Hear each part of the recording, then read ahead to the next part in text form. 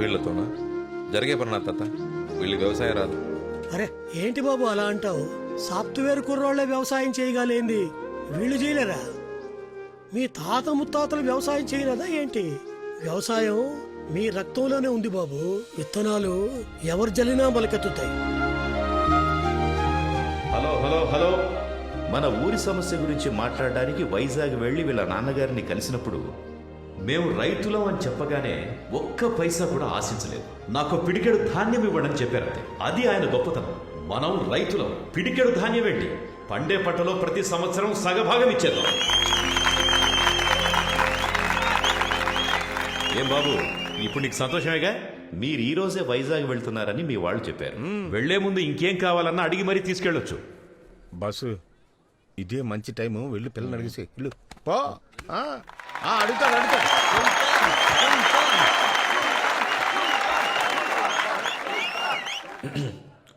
ఊరు పెద్దలకి, ఇక్కడున్న అందరికీ నమస్కారం. గొడవలు కొట్లాట్లాంటివి మా నాన్నగారు చేసినప్పుడైనా మా అన్నలు చేసినప్పుడైనా నాకెప్పుడు నచ్చలేదు.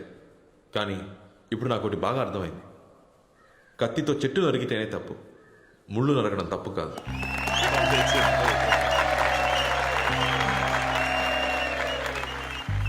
కొన్నేళ్ల క్రితం విజ్ఞానం ఎదగాలి, వ్యవసాయం ఎదగాలని మాట్లాడేవాళ్ళం. కానీ ఇప్పుడు ఈ ఊరికి వచ్చాక అర్థమైంది, విజ్ఞానం బాగా ఎదిగింది, వ్యవసాయమే వెనకబడిపోయింది. దాని గురించి ఎవరు పట్టించుకోవట్లేదు.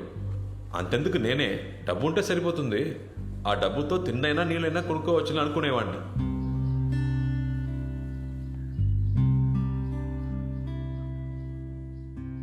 కానీ ఇప్పుడు నా ఆలోచన అది కాదు. ఆ కొండ మీద ఎక్కి చూస్తే ఈ ఊరు పచ్చగా కలకలాడాలి.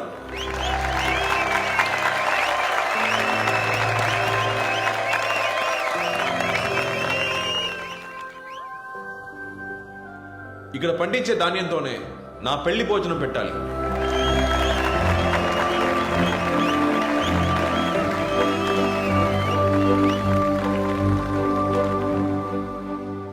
అది పండించేవాడిని నేనే కావాలి. ఏం ప్లాన్ చేస్తున్నాడు అర్థం కావట్లేదు.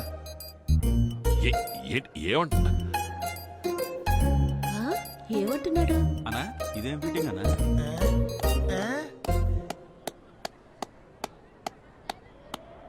మీకు అర్థం కాలా? సరే, మీకు అర్థమయ్యేలాగే చెప్తాను.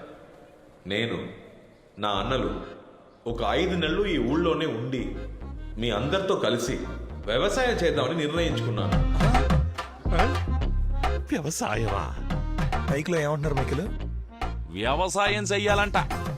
సంతోషమేగా? ఏంటి బాబు వ్యవసాయమా? వ్యవసాయం అంటే మాకేమీ చులకన కాదండి, దిగితే మేమో చేస్తాం. అందుకని మమ్మల్ని మీ పిల్లలే అనుకుని వ్యవసాయం చేయడానికి మాకు ఎంతో కొంత భూమి ఇస్తే సరిపోతుంది, అంతే.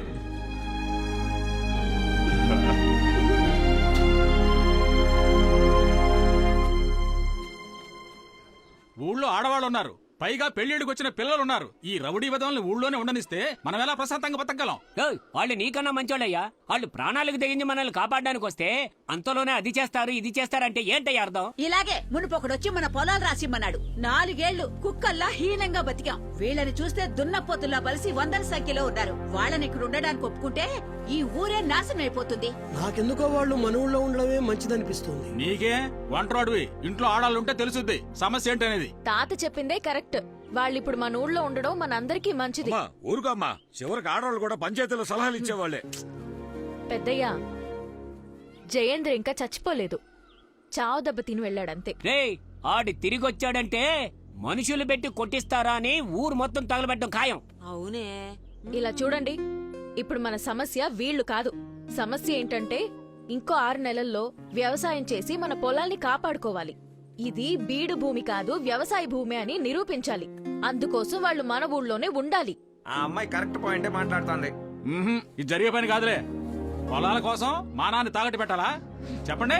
ఏయ్ ఊరుకోవయ్యా, మనకు వేరే దారి లేదు. మా అమ్మాయి చెప్పింది నిజమే. అవన్నీ అలా ఉంచండి.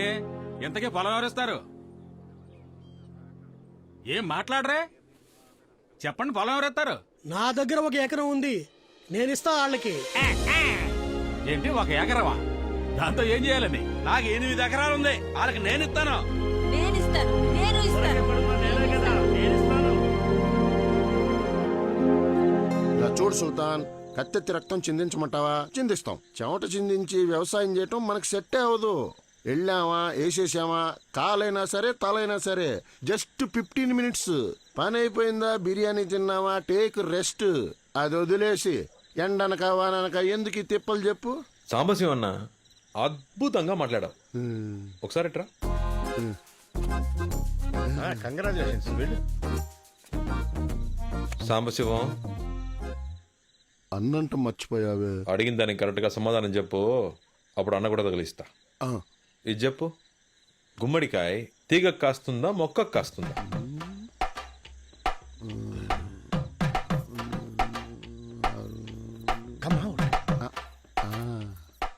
రెండిటికి కాయదు, చెట్టుకే కాస్తుంది. ఎలా చెప్పావు? సుల్తాన్, దొండకాయ, బెండకాయ, వంకాయ ఇవన్నీ చిన్నవి, తీగల మొక్కలు తట్టుకుంటాయి. కానీ గుమ్మడికాయ పెద్దది, తీగల మొక్కలు తట్టుకోలేవు, చెట్టుకే కాస్తుంది. బ్యూటిఫుల్. చెట్టుకి గుమ్మడికాయ. అవును సుల్తాన్, మన చిన్నప్పటి నుంచి తెలియదు అట్లా. అయితే రక్తం చిందిస్తారు గాని చెవట చిందించరు. తలలు తీసేయడం మీకు ఈజీ, వ్యవసాయం మీకు కష్టం. గుమ్మడికాయ దేనికి కష్టం, ఎలా కష్టం అది మాత్రం తెలియదు. ఇప్పుడు చెప్తున్నా, నేనే పని చెప్పినా చేస్తానని చెప్పారు కదా, ఇంకా మీ పని వ్యవసాయమే. లేదు మా వల్ల కాదు అనేవాళ్ళు మీలో మీకు అలవాటు ఉందిగా. ఓడిపోయిన వాడు గెలిచిన వాడి మాట వినాలని. రండి, వచ్చి నన్ను కొట్టి పడేయండి, ఆ తర్వాత మీ ఇష్టం. బాబు, వాళ్ళెలా మీతో గొడవ పడతా? తొందరపడ కాసి. రేపు పొద్దున 5కి షార్ప్గా అందరు రెడీగా ఉండాలి. మిడ్ నైటా? సుల్తాన్, ఆ పిల్ల నిన్ను అసలు లెక్క చేయట్లేదు కదా. అయితే తను నిజంగానే మా అత్త కూతురు ఉంటే సూపర్ గా ఉండేది. కానీ కాదు కదా. నేను ప్లాన్ చెప్పనా? మన ఊరికి పోదామా? జంగా బెల్ట్ తీ. ప్రతిదానికి ఈడొకడు. ఆ పిల్ల మనల్ని పెళ్లి చేసుకోకపోతే మనలో ఎవరికి పెళ్లి పెటాకులు ఉండవు. ఆ పిల్ల కాళ్ళ వేళ్ళ పడైనా సరే ఒప్పించాలి. మొట్టమొదట చల్లే విత్తనాలు మంచి మనసుండి హస్తవాసి బాగుండే వాళ్లే చల్లాలి. ముందు నువ్వు చల్లు బాబు. ఆయన చేతులు నన్ను పెంచారు, పంట పెరగదా. మావయ్యకి ఇవ్వండి.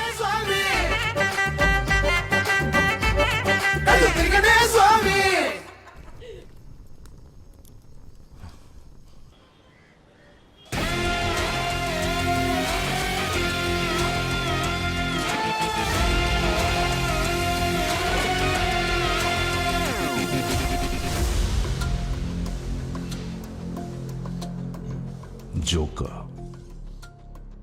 బ్లడీ జోకా.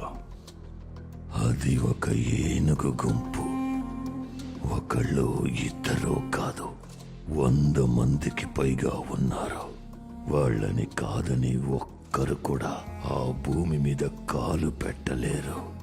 వాళ్ళ బలం వాడొక్కడు, రావణుడు. 100 తలల రావణుడు. నా సాయం లేకుండా నువ్వు వాళ్ళని ఏమీ పీకలేవురా. ఆ రోజుల్లో పంట పొలాలు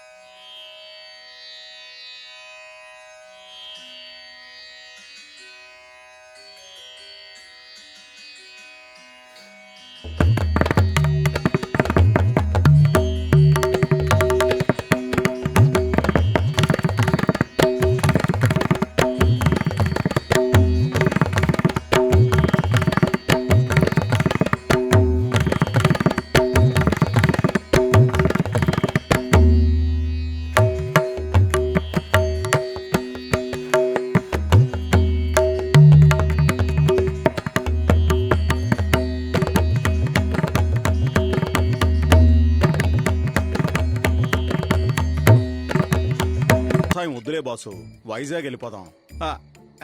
నేను కాదు, మనోళ్ళ మనసులో మాట. మనుషులనైతే వేసేయచ్చు కానీ పశువులు వేయగలమా? వైజాగ్ లో అయితే షేర్ ఆటో నడుపుకోనైనా బతికేయచ్చు. ఇవన్నీ ఇక్కడికి రాకముందు ఆలోచించాలి. వచ్చి చేయాల్సిందంతా చేసాం. ఈ ఊరు సమస్య తీరే వరకు ఇక్కడే ఉండాలి. ఓ సంతేనా? 1 గంట టైం ఇవ్వు సుల్తాన్. ఈ ఊరిని ఇబ్బంది పెట్టే నా కొడుకుల తల నరికి నీ కాళ్ళ ముందు ఉంచుతాం.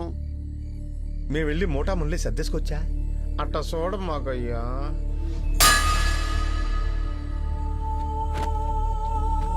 మళ్ళీ మళ్ళీ చెప్పను. నేను చెప్పే వరకు ఇక్కడే ఉండాలి. నేను చెప్పిందే చెయ్యాలి. లేదు మేము వెళ్తామనే వాళ్ళు ఇటు రండి, కొట్టుకొని మరి తెలుసుకుందాం. ఒక్కడొచ్చినా సరే, అందరు వచ్చినా సరే నేను రెడీ. ఎవరొస్తారు? జంగా, ఒక్కడు కదలకూడదు. ఎవడైనా కదిలాడో తోలు తీసే. తోలు తీయడానికి నేనేమన్నా అరటిపండు తొక్క? జై సుల్తాన్, జై సుల్తాన్, జై సుల్తాన్, జై సుల్తాన్. ఒరే జెండాకర్రా, ఏంట్రా? ఆంజనేయుడు భక్తి కూడా నీ భజన ముందు బలాదుర్రా. చిన్నప్పుడు స్కూల్లో గోడ కూర్చేయమంటే తిరగబడి రౌడీ అయినోడ్రా. కనీసం దానికైనా రెస్పెక్ట్ ఇవ్వరా? కొడితే మొగ 32 చెక్కలు అవుతుంది. టైం రా. ఆ పిల్ల వల్ల మనకి కష్టాలు తప్పవు, వేరే దారే లేదు. మరో దారుంది. మీరందరూ ఒప్పుకుంటే తనతో నేను తలపడతాను. వాణ్ణి నేను ఓడిస్తాను. సుల్తాన్ని ఓడిస్తావా? ముందు నన్ను ఓడించరా.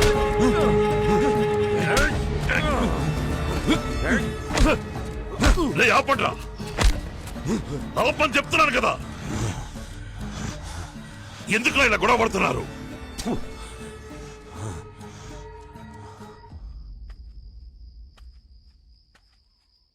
మీ మనసులో ఏముందో నాకు అర్థం కావట్లేదు. దేనికోసం ఇదంతా? మన వాళ్ళని కష్టపెడుతూ, ఈ ఊళ్ళో వాళ్ళని కష్టపెడుతూ దేనికి? ఆ అమ్మాయి కోసమా? మన కోసం, మనందరి కోసం మావయ్య. ఏంటి? నిన్నటి వరకు ఒక 6 నెలలు ఈ ఊళ్ళో ఉండి వెళ్ళిపోదామని అనుకున్నా. కానీ ఈరోజు వీళ్ళకి వ్యవసాయమే కరెక్ట్ అని అనిపిస్తుంది. ఇక్కడుంటే వీళ్ళు తప్పు చేయరు. వీళ్ళందరినీ రైతులుగా మార్చేయాలి మావయ్య. రైతులుగా మారుస్తావా వీళ్ళనా?